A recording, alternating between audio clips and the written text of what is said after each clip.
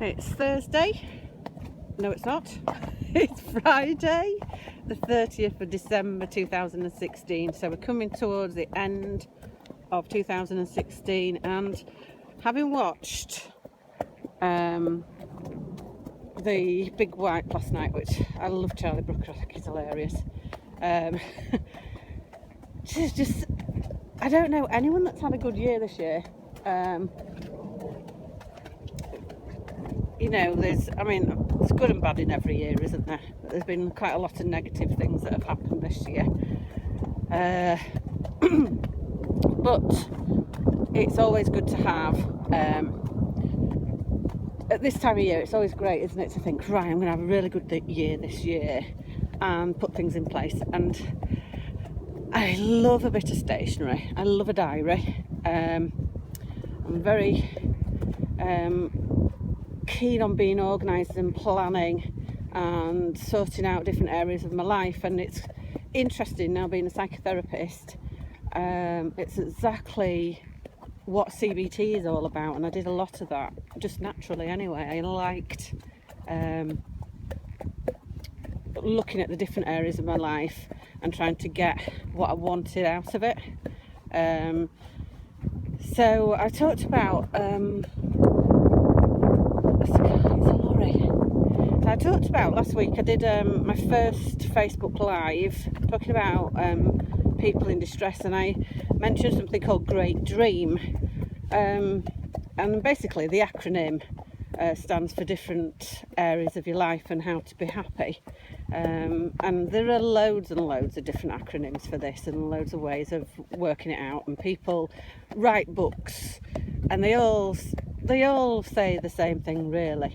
And in essence, it's looking at the different areas of your life, and success and happiness comes from within. So it sounds really cheesy, but it's true.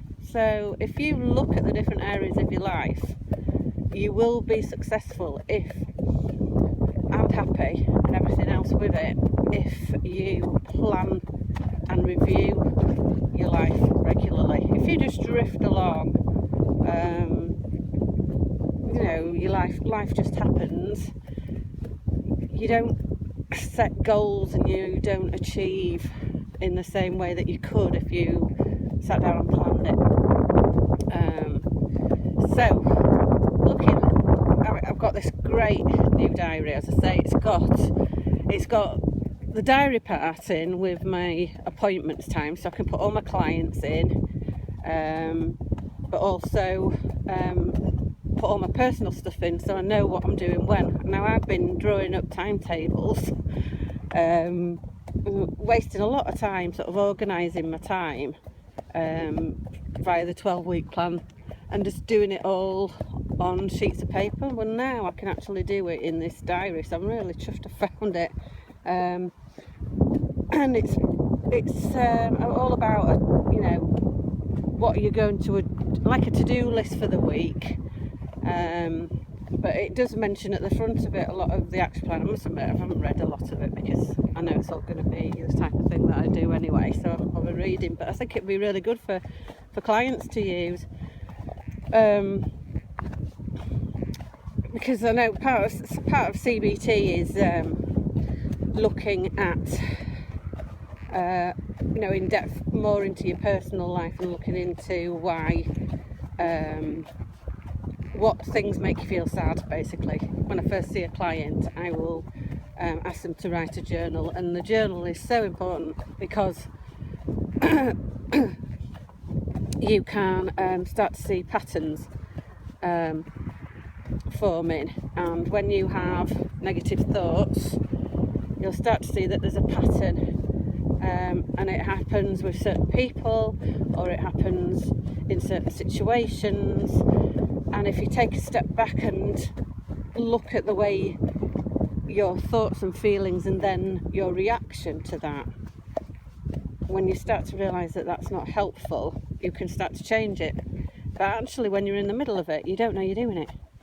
So coming for therapy is a massive step, because you're acknowledging that something needs to change, And it's interesting because I know I've been to a few Christmas fairs recently, and there's a very varied reaction to me saying, write your name down on my list.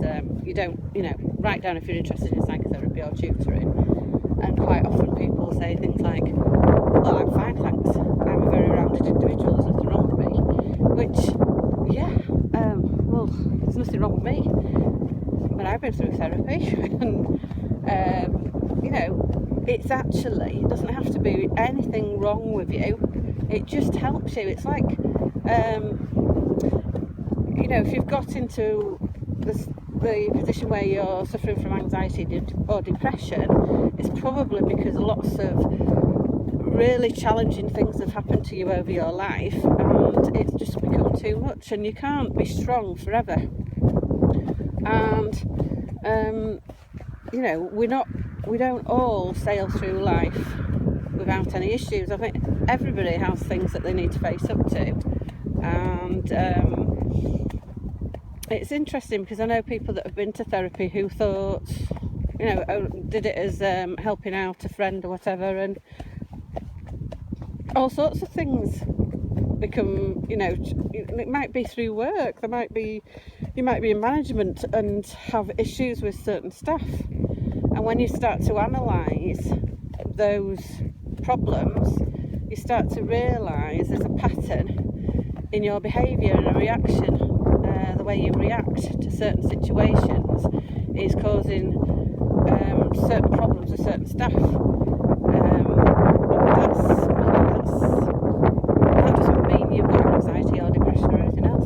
It's almost life coaching that, but you're using CBT techniques. It's still the same kind of thing. So if you do suffer from anxiety or depression, the techniques that I use to help you through that will help every area of your life. So it doesn't just stop the depression or anxiety. It's not just stopping that from happening.